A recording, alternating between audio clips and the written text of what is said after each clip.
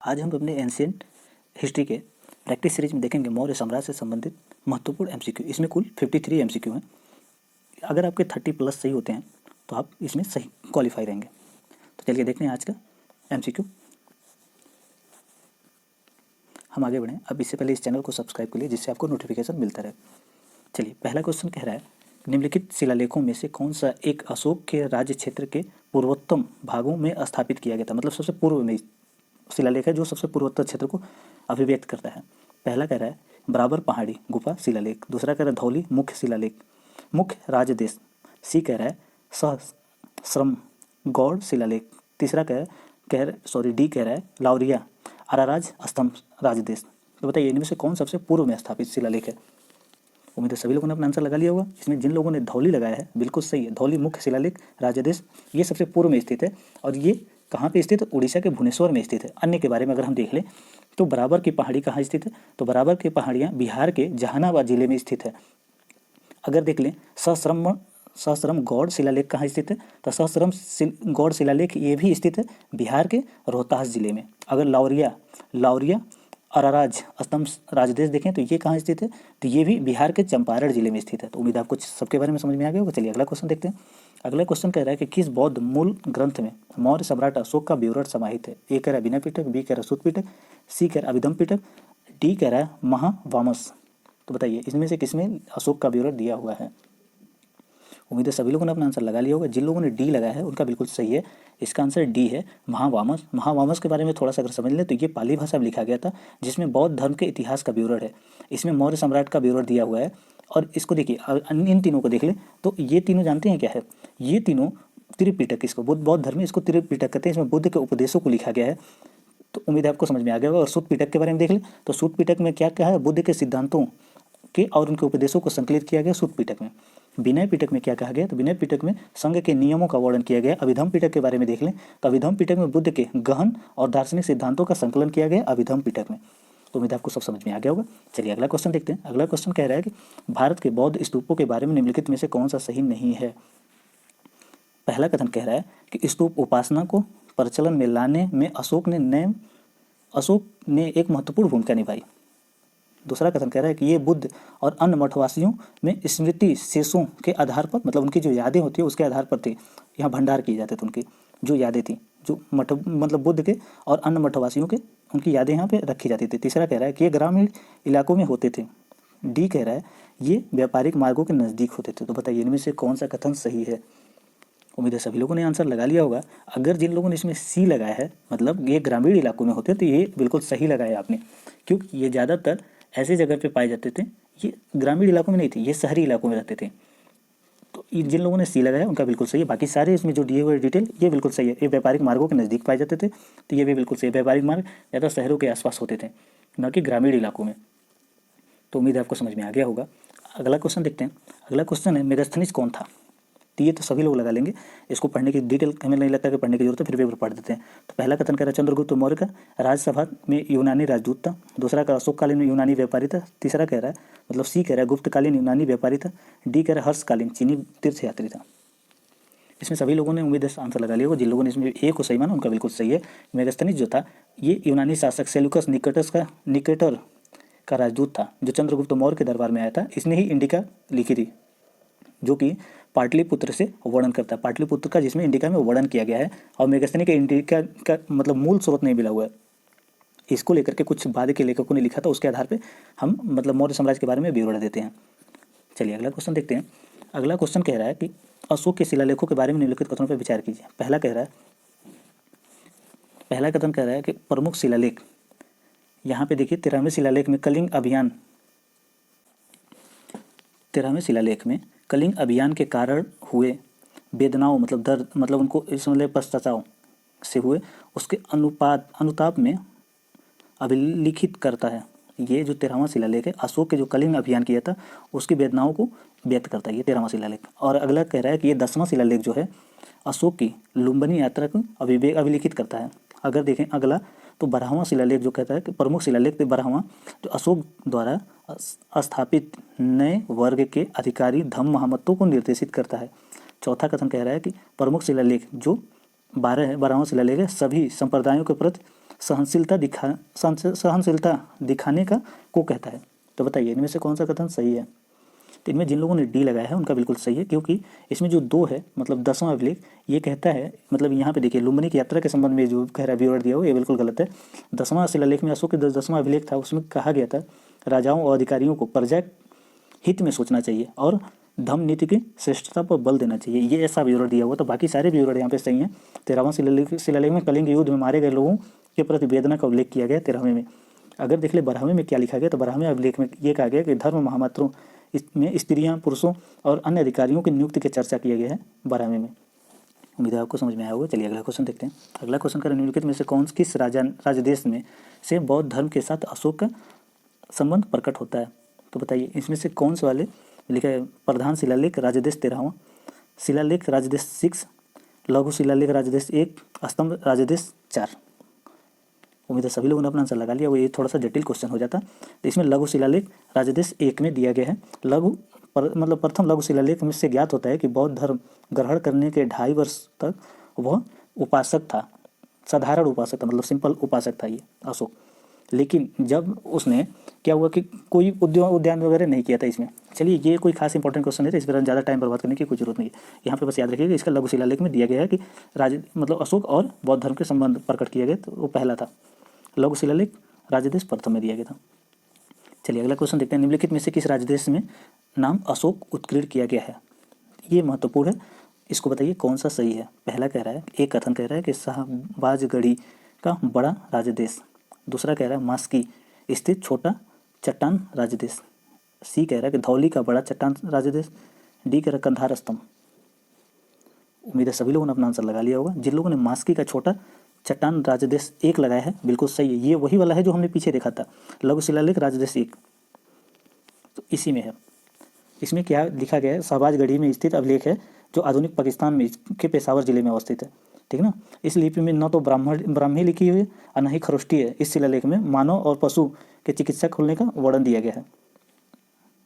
एक मिनट, यहाँ पे मास्की की बात हो रही है, अब मैं शाहबाजगढ़ी का बता रहा हूँ। आप पहले मास्की के बारे में समझ लीजिए। तो मास्की के बारे में यूँ कहें तो ये अशोक के विवरण दे रहा है। ये गुर्जरा, नेतुर, उडगोलम जैसे अशोक के व्यक्तित्व का नाम दिया हुआ है इसमें। मतलब गुर्जरा, नेतुर, उडगोलम लेखों में अशोक का व्यक्तिगत नाम है ये सारे। अगर पूछ ले गुर्जरा, नेतुर, उडगोलम ये क्या है, तो ये अशोक के नाम है, इनका विवरण दिया गया। बाकी ये यहाँ पे देख लें शाहबाजगढ़ी में, तो यहाँ पे इसमें वर्ण दिया। ये पहले तो पाकिस्तान के पेशावर जिले में, और दूसरा यहाँ पे ये चीज़ समझने की जरूरत है, इस शिलालेख में मानव पशु चिकित्सा खोलने का वर्णन किया गया है। किसमें, शाहबाजगढ़ी में। अगर देखिए यहाँ पे तो धौली में, धौली अभिलेख का किससे संबंध है, तो एक कलिंग के संबंध है। धौली जो है उड़ीसा राज्य में, जो कि हमें पहले क्वेश्चन में देखा था। धौली कलिंग राज्य में अशोक के शासन की नीति के विषय में बताता है। और कुछ अन्य चीज़ें देखना हो, चलिए इतना ही था इसमें महत्वपूर्ण, तो छोड़िए अब अगला देखते हैं। अगला क्वेश्चन है, निम्नलिखित में से किस उभारदार मूर्ति शिल्प रिलीफ कल्चर शिलालेख में अशोक के प्रस्तुत रूप चित्रण के साथ रांडियो अशोक मतलब राजा अशोक का उल्लेख है। पहला कह रहा है कंगन हल्ली, बी कह रहा है सांची, सी कह रहा है शाहबाजगढ़ी, डी कह रहा है सहगौरा। उम्मीद है सभी लोगों ने अपना आंसर लगा लिया होगा। सही आंसर जिन लोगों ने इसमें लगाया है ए कंगन हल्ली, तो ये बिल्कुल सही लगाए हैं, क्योंकि ये यही जो जगह है जहाँ पे से प्राप्त हुआ था उभारदार मूर्ति शिल्प है, और ये स्थित वर्तमान में कर्नाटक राज्य में स्थित है। बौद्ध स्थल है ये। उम्मीद आपको समझ में आया गया होगा। यहीं पे बोला गया था रांडियो अशोक का, अशोक मतलब राजा अशोक का भी लिखा हुआ है इसी में। कंगन हल्ली मूर्ति शिल्पकला, उभारदार मूर्ति शिल्पकला कंगन हल्ली में स्थित है। ये बौद्ध स्थल है, वर्तमान कर्नाटक में है। चलिए अगला क्वेश्चन देखते हैं। अगला क्वेश्चन है राजा चक्रवर्ती राजा के संदर्भ में निम्नलिखित कथनों पर विचार कीजिए। पहला कथन कह रहा है कि वैसे राजा जिसके राज्य का प्रसार हिमालय से लेकर कन्याकुमारी तथा पूर्व में ब्रह्मपुत्र घाटी से लेकर के सिंधु पार तक होता था। दूसरा कह रहा है अशोक सम्राट और समुद्रगुप्त दोनों चक्रवर्ती राजा थे। बताइए इनमें से कौन सा कथन सही है। उम्मीद है सभी लोगों ने अपना आंसर लगा लिया होगा। जिन लोगों ने सी लगाया उनका बिल्कुल सही है, इसमें एक्सप्लेन करने की जरूरत नहीं है, सभी सही है, आप समझ सकते हैं इसे। चलिए अगला क्वेश्चन देखते हैं। इसमें एक साथ 2 क्वेश्चन है। बताइए फिरोज शाह तुगलक द्वारा अशोक के निम्नलिखित स्तंभों में से किसको उसके मूल स्थान से हटाकर दिल्ली मंगवाया गया था। एक कह रहा है मेरठ स्तंभ, 2 कह रहा है टोपरा स्तंभ अभिलेख, सी कह रहा है बैराट अभिलेख, डी कह रहा है 1 और 2 दोनों सही हैं। उम्मीद है सभी लोगों ने आंसर लगा लिया होगा। जिन लोगों ने इसमें लगाया है डी, बिल्कुल उनका सही है।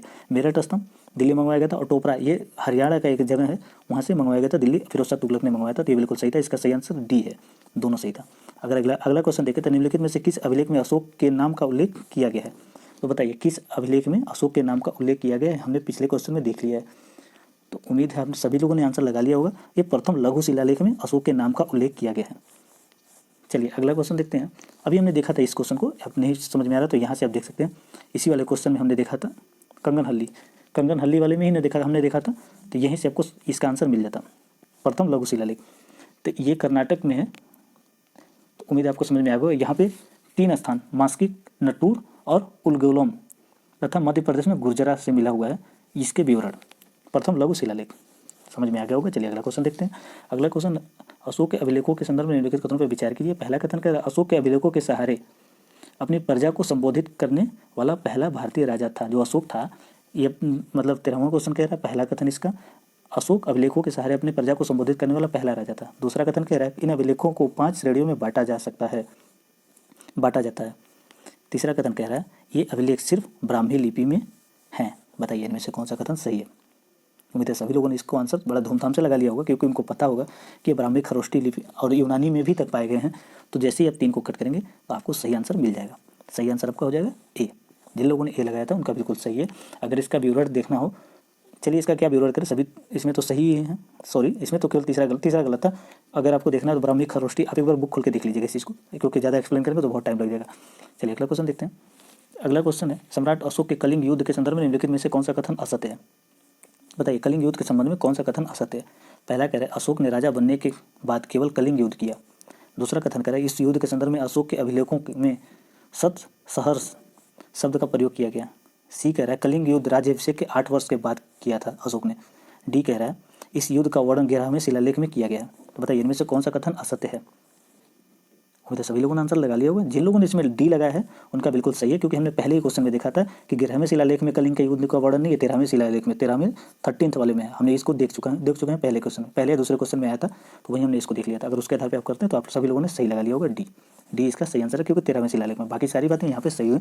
तो अशोक ने राजा बनने के बाद केवल कलिंग युद्ध किया था, तो ये बिल्कुल सही है।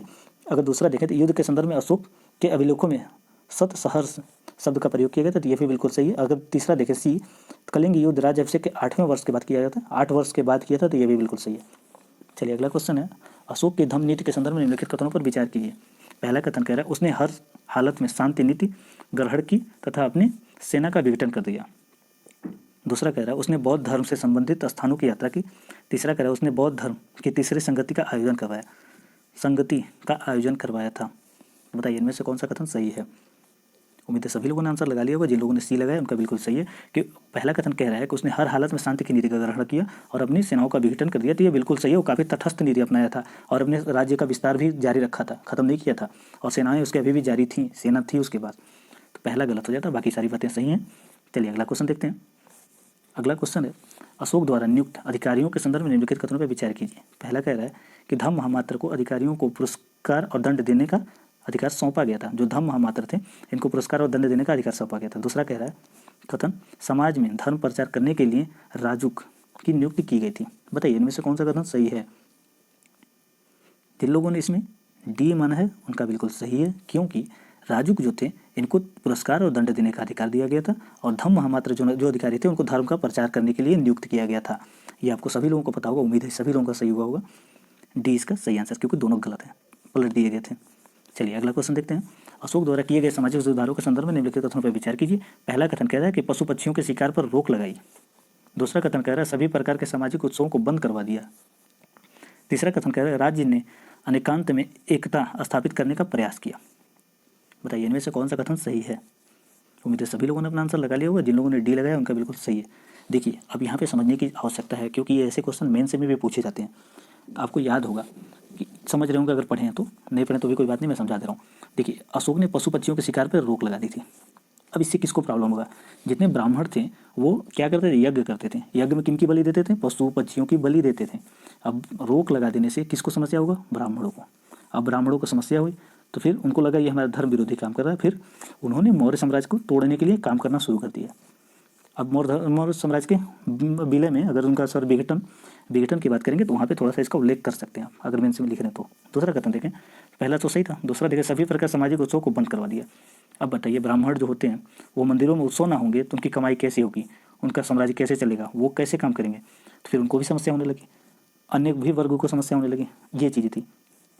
तीसरा सबसे शानदार काम किया, जैसे मोदी जी इस समय कर वन नेशन वन कार्ड, तो इसने अनेकता में एकता स्थापित की। मतलब मोदी जी थोड़े से धार्मिक वाले मामले में भी अनेकता समाप्त कर रहे हैं, एकता ला रहे हैं, ये गलत है।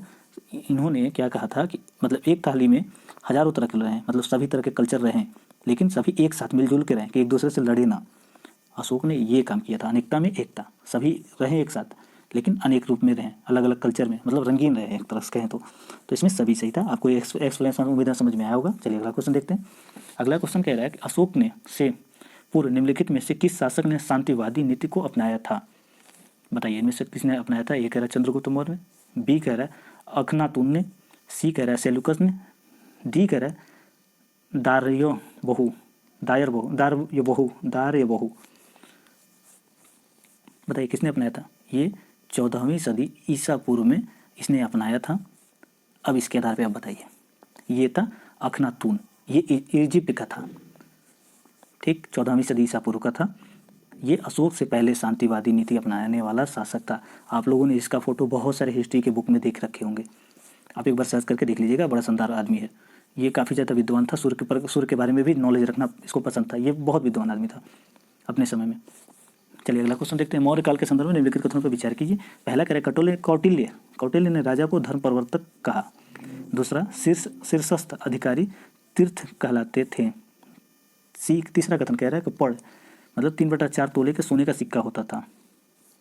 बताइए इनमें से कौन सा कथन सही है? उम्मीद है सभी लोगों ने अपना सही आंसर लगा लिया होगा। इसमें जिन लोगों ने लगाया है 1 और 2 उनका बिल्कुल सही है।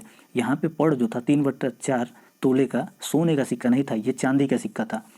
बाकी सारी बातें सही हैं। कौटिल्य ने राजा को धर्म प्रवर्तक कहा था, तो ये बिल्कुल सही है। शीर्षस्थ अधिकारी तीर्थ कहलाते थे, तो ये भी बिल्कुल सही है। इसका सही आंसर ए है। चलिए अगला क्वेश्चन है। अगला क्वेश्चन कह रहा है मौर्य काल में अधिकारी वर्ग के संदर्भ में निम्नलिखित कथनों पर विचार कीजिए। कथन 1 कह रहा है कि समाहर्ता राजकीय कोषागार संरक्षक होता था। सन्निधाता कर निर्धारक का सर्वोच्च अधिकारी होता था। तो बताइए इनमें से कौन सा कथन सही है? उम्मीद है सभी लोगों ने अपना आंसर लगा लिया होगा। जिन लोगों ने इसमें डी लगाया है उनका बिल्कुल सही है, क्योंकि इसमें सही पूछा था और ये दोनों कथन गलत हैं। समाहर्ता जो था कर निर्धारण का सर्वोच्च अधिकारी था। समाहर्ता क्या करता था? ये कर निर्धारण का सर्वोच्च अधिकारी था। और सन्निधाता जो था राजकोषीय गार का संरक्षक था। यूँ अगर दोनों को पलट देते हम तो सही आंसर मिल जाएगा। इसका सही आंसर होगा डी। जिन लोगों ने डी लगाया वो अपना सही मान लेंगे। चलिए अगला क्वेश्चन है। मौर्य काल में कृषकों के संदर्भ में निम्नलिखित कथनों पर विचार कीजिए। पहला कथन कह रहा है राज्य जमीन को मापने का कार्य करता था। दूसरा कथन कह रहा है दास उत्पादन के कार्यों में लगे हुए थे। तीसरा कथन कह रहा है राज्य कृषकों के लिए सिंचाई और जल वितरण की व्यवस्था करता था। चौथा कथन कह रहा है इस समय पहली बार सुसंगठित कर निर्धारण प्रणाली का विकास किया गया। तो बताइए इनमें से कौन सा कथन सही है? उम्मीद है सभी लोगों ने आंसर लगा लिया। जिन लोगों ने इसमें डी लगाया उनका बिल्कुल सही है, क्योंकि इस समय जमीन को मापने का कार्य किया जाता था। मतलब राज्य जमीन को मापने का कार्य करता था और इसके साथ साथ ये भी डिफाइन करता था कि किस क्षेत्र में सबसे बढ़िया उत्पादन होता है, उनका अलग कर व्यवस्था, जिसमें थोड़ा कम उत्पादन होता है उसका अलग कर व्यवस्था था। तो ये चीज़ आप याद रखिएगा। कर का निर्धारण इस तरीके से होता था उत्पादन के हिसाब से। दासों को उत्पादन कार्य में लगे हुए थे, तो बिल्कुल सही है। राज्य कृषकों के लिए सिंचाई जल वितरण व्यवस्था करता था, जिसके लिए तो कर लेता था।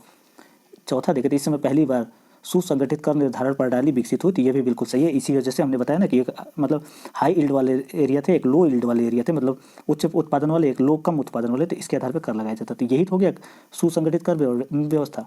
उम्मीद आपको समझ में आया होगा। चलिए अगला क्वेश्चन देखते हैं। मौर्य शासकों द्वारा एक मजबूत केंद्रीय शासन स्थापित करने के संदर्भ में निम्नलिखित कथनों पर विचार कीजिए। पहला कह रहा है यह नियंत्रण पाटलिपुत्र की अनुकूल अवस्थिति के कारण संभव हुआ। दूसरा कथन कह रहा है कि पाटलिपुत्र से जल मार्ग द्वारा राज्य कर्मचारी चारों ओर आ जा सकते थे। तीसरा कथन कह रहा है पूरे साम्राज्य में सुसंगठित सड़क मार्ग का विकास किया गया। बताइए इनमें से कौन सा कथन सही है? उम्मीद है सभी लोगों ने अपना सही आंसर लगा लिया होगा। जिन लोगों ने डी लगाया है उनका बिल्कुल सही है। अगर आपने डी लगाया तो आपका बिल्कुल सही है, आप सही अपने में काउंट कर लीजिएगा। पहला देखें तो ऐसा नियंत्रण पाटलिपुत्र की अनुकूल अवस्थिति के कारण हुआ, तो ये बिल्कुल सही है, क्योंकि वहाँ पे हर तरह के प्राकृतिक और भौगोलिक अवस्थितियाँ अनुकूल थी। दूसरा देखिए पाटलिपुत्र से जल मार्ग द्वारा कर्मचारी चारों ओर आ जा सकते थे, ये भी बिल्कुल सही। जैसे हमने बताया भौगोलिक स्थिति, नदियाँ बहुत अच्छी थी, उसके वजह से जा सकते थे।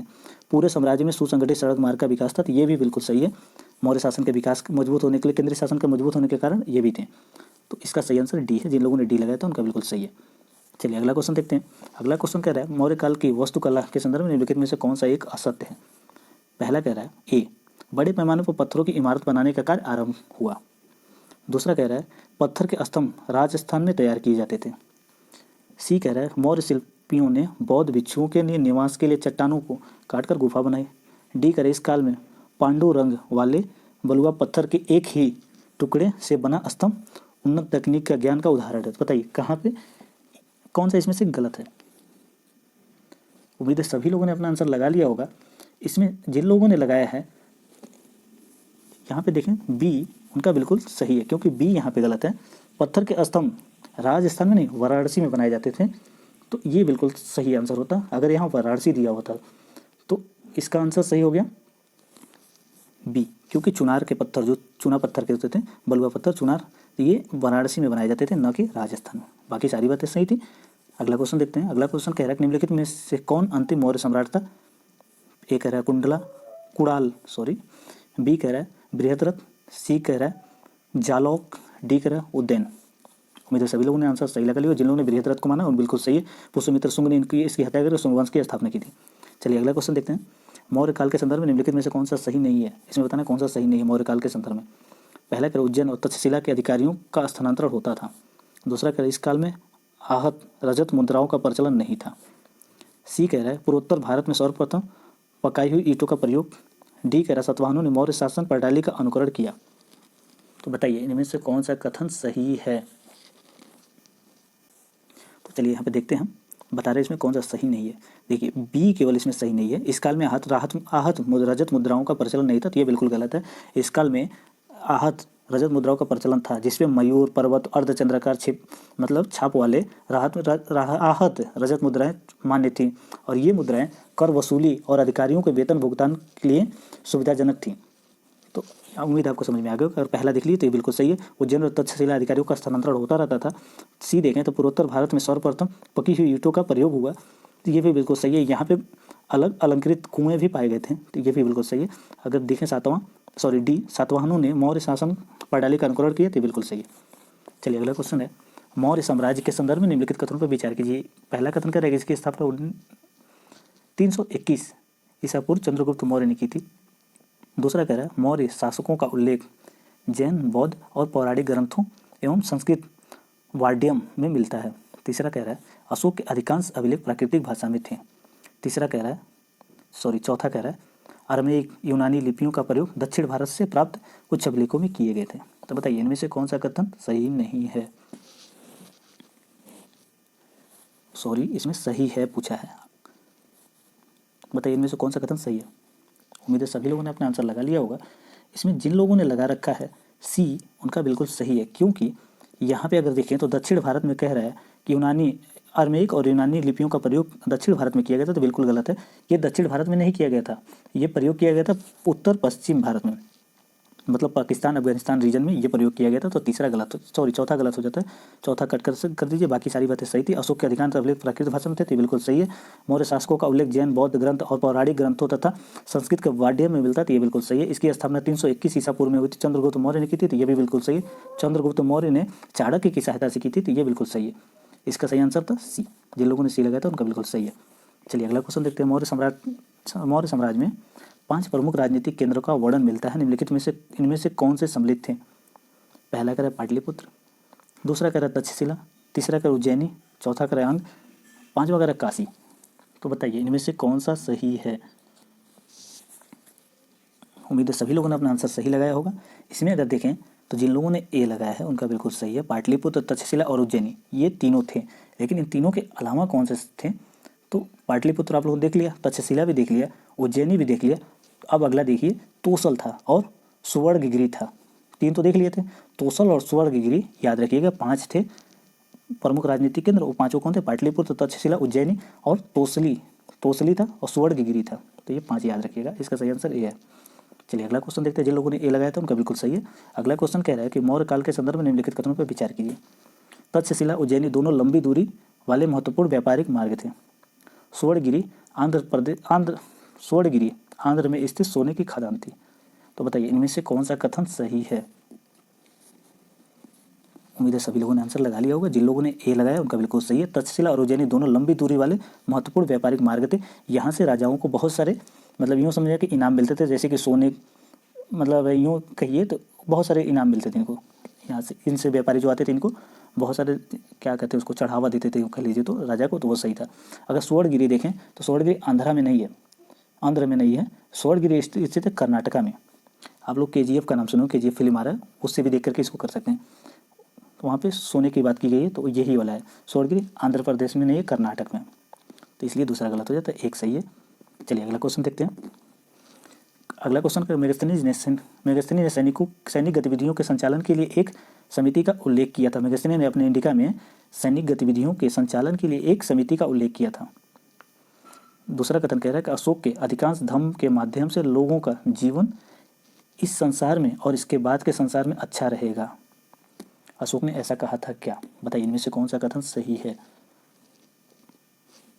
उम्मीद है सभी लोगों ने अपना सही आंसर लगाया होगा। जिन लोगों ने सी लगाया उनका बिल्कुल सही है। मेगास्थनीज ने अपनी इंडिका में सैनिक गतिविधियों के संचालन के लिए एक समिति का उल्लेख किया था, तो ये बिल्कुल सही है। अगर अन्य देखें तो देखिए इसमें उसने क्या किया था, पहली बार समझ लीजिए, जो मेगास्थनी ने किया था 6 उप समितियों का उल्लेख किया था। अब 6 उप समितियाँ क्या थी आप बुक में देख लीजिएगा। अशोक ने अपने धम्म का जो लोग अनुसरण करेंगे धम्म का, वो इस जीवन में भी और इस जीवन के बाद भी अच्छा मतलब उनका जीवन अच्छा रहेगा, इस बात के बारे में बताया था अशोक ने, तो बिल्कुल सही, दोनों कथन सही था, इसका सही आंसर सी था। चलिए अगला क्वेश्चन देखिए। अगला क्वेश्चन का ह्वेनसांग के आगमन के समय पाटलिपुत्र खंडहर में बदल चुका था। दूसरा कथन कह रहा है कि मौर्य काल में पुहार समुद्र तट पर बसा नगर था। तीसरा कथन कह रहा है मौर्य काल में मथुरा व्यावसायिक और सांस्कृतिक गतिविधियों का केंद्र था। तो बताइए इनमें से कौन सा कथन सही है। इनमें से जिन लोगों ने डी लगाया उनका बिल्कुल सही है। जब ह्वेनसांग आया था तो उस समय मौर्य साम्राज्य खत्म हो चुका था। अगर दूसरा देखें तो मौर्य काल में पुहार समुद्र तट पर बसा एक नगर था, तो ये बिल्कुल सही है, क्योंकि उस समय ज़्यादातर नगर जो होते थे प्रायः मार्गों के किनारे बसे होते थे। पाटलिपुत्र एक ऐसा नगर था जो नदी के किनारे बसा हुआ था, और उज्जैनी जो था भूतल मार्ग पर बसा हुआ था। तो यहाँ पे पुहार जो था, पुहार एक ऐसा नगर था जो तट पे बसा हुआ था।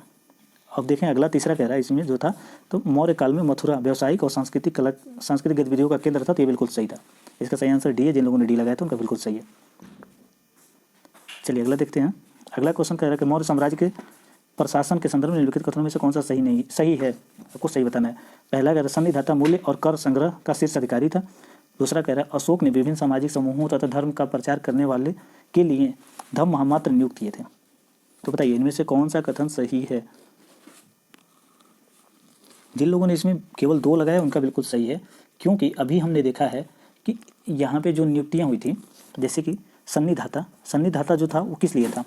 यहाँ देखिए सन्निधाता जो था ये मूल्यांकन नहीं करता था और कर संग्रह नहीं करता था, ये करता था समाहर्ता। और सन्निधाता क्या करता था, सन्निधाता करता था कि राजकोष और भंडार गृह का प्रमुख अधिकारी था सन्निधाता। तो यहाँ पे पहला गलत हो जाता है, इसका सही आंसर बी है। चलिए अगला क्वेश्चन देखते हैं। अगला क्वेश्चन कह रहा है अशोक के अभिलेखों के संदर्भ में निम्नलिखित में से कथनों पर विचार कीजिए। पहला कथन कह रहा है वे केवल प्राकृतिक भाषा में लिखे गए थे। दूसरा कथन कह रहा है कि शिलालेख अशोक की घरेलू और विदेशी नीतियों पर प्रकाश डालते हैं। तो बताइए इनमें से कौन सा कथन सही है। इसमें जिन लोगों ने बी चुना है उनका बिल्कुल सही है, क्योंकि यहाँ पे देखें वे केवल प्राकृतिक भाषा में लिखे गए, तो ये बिल्कुल गलत है। यूनानी, खरोष्टी और अरमाइक में भी था, यहाँ तक कि अन्य भी कुछ मतलब लिपियों में था, तो ये गलत हो था। अभी हमने देखा था, तो आपको यहाँ से समझ में आता है। तो ये चीज़ें गलत हो गई पहला। दूसरा इसका सही है। देखिए अरमाइक भाषा था, खरोष्टी था, और अफगानिस्तान में पाए गए थे अरमाइक और यूनानी भाषा थे। ये भाषाएँ जो जिनका उपयोग इनकी लिपियों में किया गया था, तो केवल प्राकृतिक का कहना गलत होगा। चलिए अगला क्वेश्चन देखते हैं। अगला क्वेश्चन कह रहा है कि मेगास्थनीज ने निम्नलिखित में से किस शासक के शासनकाल में भारत का भ्रमण किया था। तो बताइए किसके शासनकाल में किया था। तो चंद्रगुप्त मौर्य के शासनकाल में किया था। सभी लोगों ने इसका सही लगाया होगा। चलिए अगला क्वेश्चन देखते हैं। अगला क्वेश्चन कह रहा है कि कौटिल्य ने किस राजमार्ग को मौर्यकालीन अर्थव्यवस्था के लिए सर्वाधिक उपयोगी बताया था। उम्मीद है सभी लोग इसमें सही आंसर लगा लिए होंगे। देखें तो पहला कथन कह रहा है उत्तरापथ ताम्रलिप्ति मतलब पाटलिपुत्र राजमार्ग। दूसरा है पाटल कौशाम्बी उत्तरापथ मार्ग। तीसरा कह रहा है प्रतिष्ठान श्रावस्ती राजमार्ग। तीसरा कह रहा है भृगुकच्छ मथुरा उज्जैनी राजमार्ग। इसमें प्रतिष्ठान श्रावस्ती राजमार्ग जो था तो कौटिल्य ने इसको मौर्य काल की अर्थव्यवस्था के लिए सबसे महत्वपूर्ण बताया था, क्योंकि इस मार्ग से जो मौर्य साम्राज्य था उसको अनेकों प्रकार के दान मिलते थे, कर लेता था इस मार्ग से उनकी सुरक्षा के लिए जाने वाले इसे मतलब महत्वपूर्ण जैसे कि आयात निर्यात होते थे उन पर कर लगता था, उनसे भी कुछ दान लेते थे, इसमें सोने सबसे ज़्यादा मिलते थे, इसलिए ये सबसे उनकी अर्थव्यवस्था के लिए महत्वपूर्ण था। चलिए अगला क्वेश्चन देखते हैं। प्राचीन भारत के आर्थिक प्रणाली के संबंध में निम्नलिखित युग्मों में से कौन सा सुमेलित नहीं है? तो बताइए। हिरण्य कह रहा है कि मौर्य काल के लिए दिया जाने वाला नगद कर था। दिनार गुप्तकालीन स्वर्ण मुद्रा थी।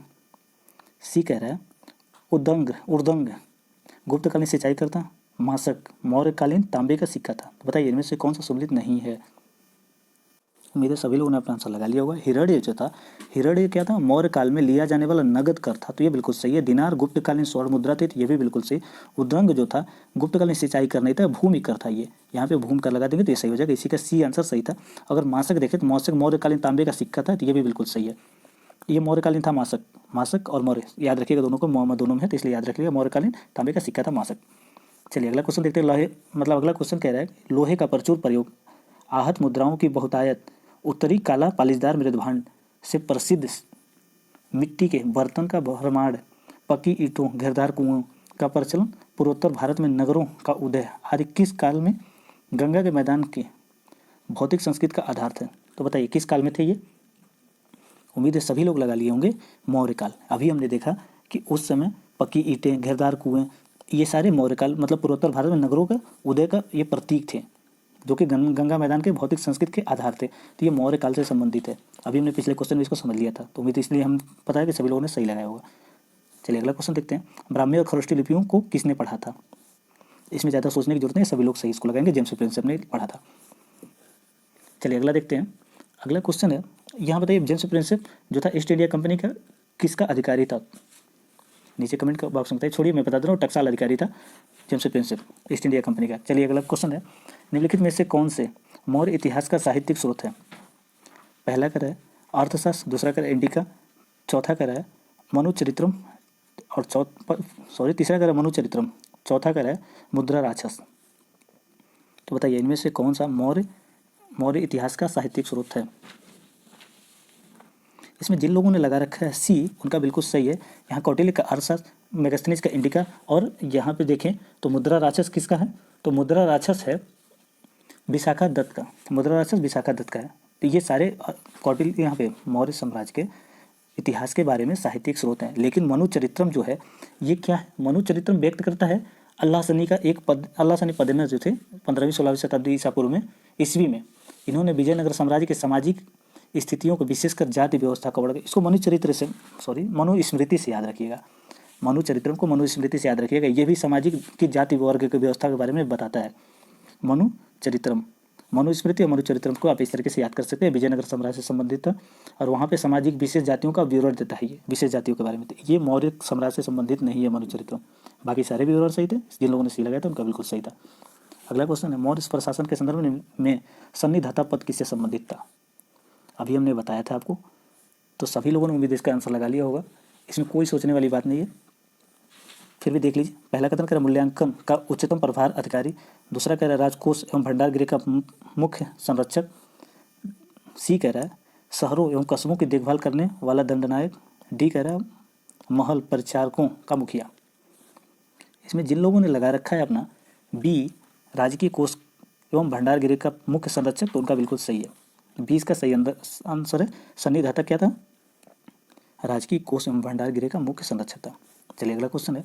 अगला क्वेश्चन कह रहा है अशोक के संदर्भ में निम्नलिखित कथनों में से कौन सा कथन सही है? एक कह रहा है कि उसने धर्म मात्र के कार्यालय की शुरुआत की, दूसरा कह रहा है उसने आजीवक संप्रदाय का उत्पीड़न किया जो बौद्ध धर्म का प्रमुख प्रतिद्वंदी था, तीसरा कह रहा है उसके शासनकाल में पाटलिपुत्र में तृतीय बौद्ध संगीति का आयोजन हुआ। बताइए इनमें से कौन सा कथन सही है? उम्मीद है सभी लोगों ने अपना सही आंसर चयन कर लिया होगा।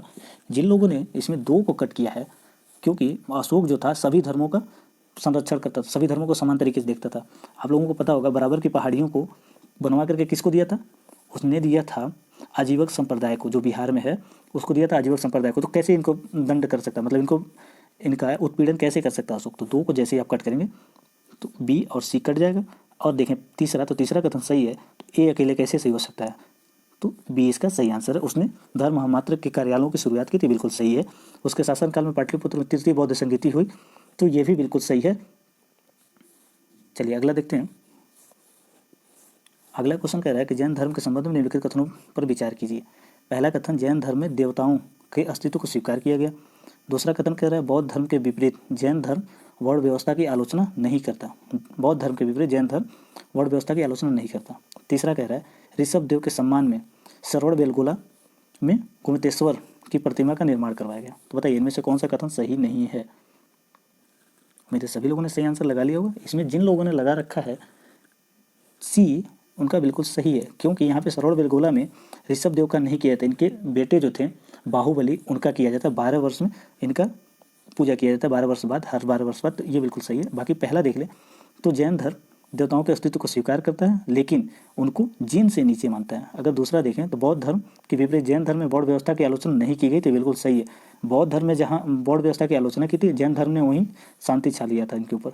इन्होंने मानते थे कि ये जो लोग मतलब अच्छा काम करते हैं इस जन्म में, जीवों को सताते नहीं हैं, वो इस जन्म में तो अच्छा ज़िंदगी जीते हैं, अगले जन्म में भी बढ़िया जिंदगी पाते हैं। और वर्ण व्यवस्था को सही मानते थे जैन धर्म। उम्मीद है आपको समझ में आया होगा। चलिए अगला क्वेश्चन देखते हैं। अगला क्वेश्चन कह रहा है कि मौर्य काल में प्रचलित संस्था एवं संचार निम्नलिखित में से किससे संबंधित थे। ए कह रहा है गुप्तचर व्यवस्था से, बी कह रहा है विदेशी व्यापार संबंधित से, सी कह रहा है मौर्यकालीन डाक व्यवस्था से, डी कह रहा है केंद्रीय एवं स्थानीय शासन के मध्य होने वाले पत्राचार से। तो बताइए इनमें से कौन सा कथन सही है। उम्मीद है सभी लोगों ने सही लगाया होगा। संस्था और गुप्तचर, ये किससे संस्था और संचार, ये गुप्तचर व्यवस्था से संबंधित था। चलिए अगला क्वेश्चन देखते हैं। अगला क्वेश्चन निम्नलिखित में से कौन सी विशेषताएं कौटिल्य के अर्थशास्त्र के अंग हैं। राज्य के सप्तांगों की चर्चा, दूसरा दीवानी फौजदारी और व्यक्तिगत कानूनों का उल्लेख, तीसरा युद्ध में विजय के उपाय।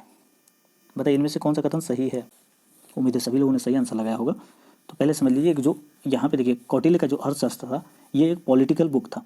इसमें क्या किया गया था, 15 अधिकरण था और 180 प्रकरण थे, जिसमें छठे अभिकरण में क्या किया गया, सप्तांगिक मार्ग, जो कि कह रहा सप्तांगों की चर्चा है, तो बिल्कुल सही की गई है।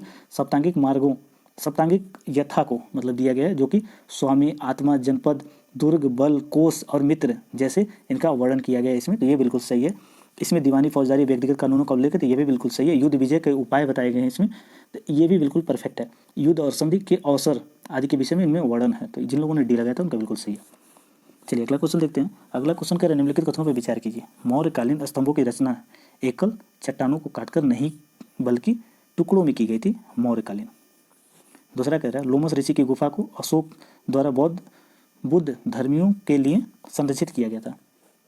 तो बताइए इनमें से कौन सा कथन सही है। उम्मीद है सभी लोगों ने सही आंसर लगाया होगा। जिन लोगों ने इसमें डी लगाया उनका बिल्कुल सही है। अगर देखें हम इसमें तो पहला कथन जो कह रहा है कि काट कर बनाया गया था, तो ये बिल्कुल गलत है, क्योंकि जो मौर्यकालीन स्तंभ थे इनकी ये विशेषता थी, एकात्मक होते थे, चट्टानों को काट के एक रूप में प्रदान किए जाते थे, न कि टुकड़ों में होते थे। लेकिन वहीं देखें तो अन्य यूनान वाले क्षेत्र में ये टुकड़ों में होते थे, ये तो पहला गलत हो गया। अगर दूसरा देखें लोमस ऋषि की गुफा अशोक द्वारा बौद्ध धर्मियों के लिए बनवाया गया था, तो ये चीज़ लोमस ऋषि की गुफा जो था ये किसके लिए बनवाया गया था, तो ये विशेष रूप से बनवाया गया था। अगर देखें लोमस ऋषि गुफा, तो इसको हम बराबर के पहाड़ियों में काट करके जो गुफा बनवाया गया था उसको लोमस ऋषि गुफा के नाम से जानते हैं। और ये बनाया गया था बौद्ध धर्म के लिए नहीं, ये बनाया गया था आजीवक संप्रदाय के लिए। अभी हमने पिछले क्वेश्चन में देख लिया था। जिन लोगों ने इसमें डी लगाया था उनका बिल्कुल सही है। चलिए अगला क्वेश्चन है मौर्य साम्राज्य के संदर्भ में निम्नलिखित कथनों पर विचार कीजिए। पहला कथन कह रहा है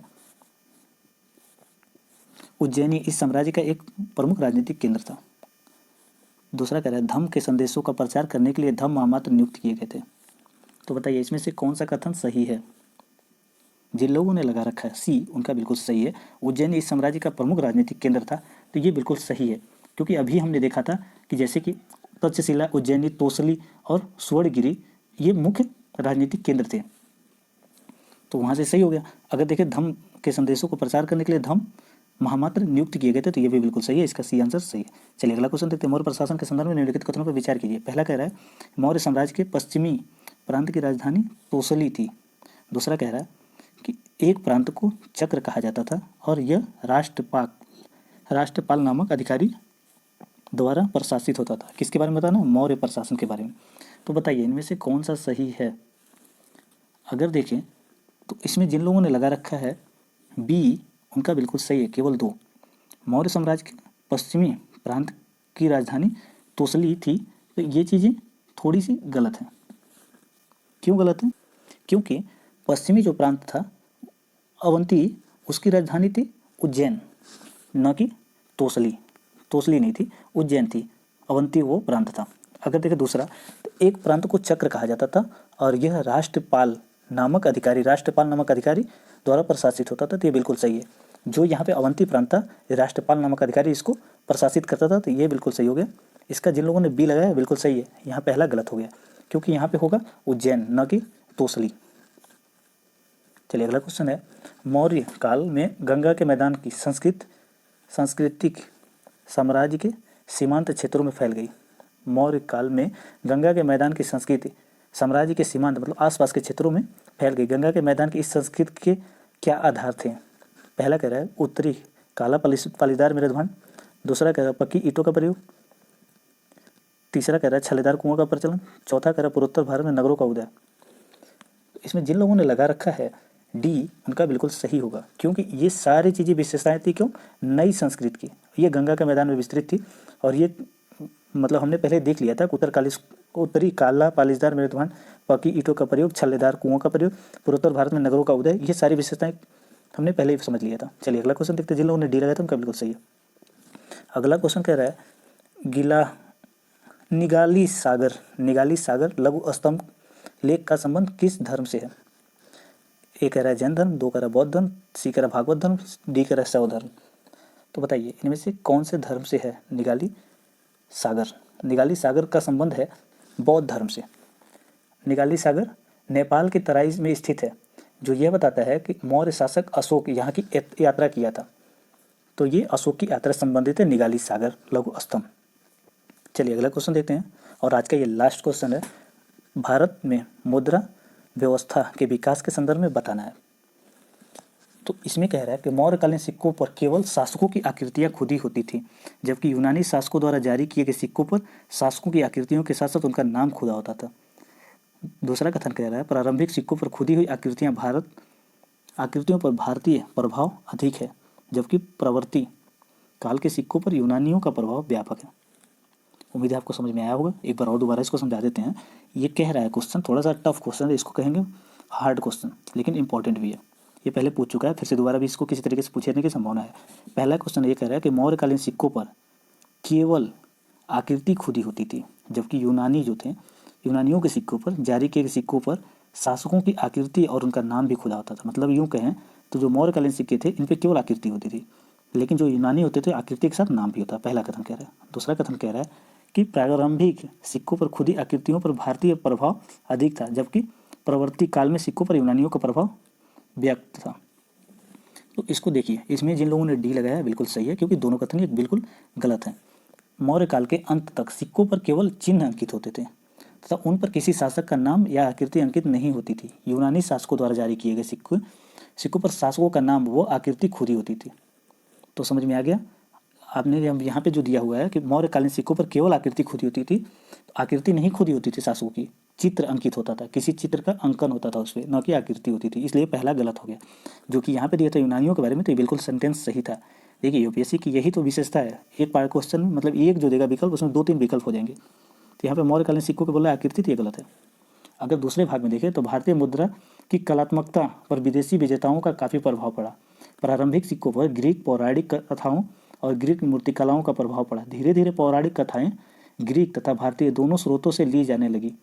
खरोष्टी एवं ग्रीक दोनों लिपियों में लिखी जाने लगी थी। तो इसीलिए हम ये दूसरे को गलत मान सकते हैं, क्योंकि ये कह रहा है कि प्रारंभिक सिक्कों पर खुद ही आकृतियाँ भारतीय प्रभाव की थी। तो ये बिल्कुल गलत है, क्योंकि जो शासक आते थे उनके भी प्रभाव देखने के लिए मिलते, पौराणिक ग्रीक इनके प्रभाव थे। इसलिए ये गलत था। डी इसका सही आंसर। जिन लोगों ने लगा लिया था डी, उनका बिल्कुल सही है। आप नीचे स्कोर अपना कमेंट कर सकते हैं कि आपने कितना सही किया इसमें। आज के लिए बस इतना ही, धन्यवाद।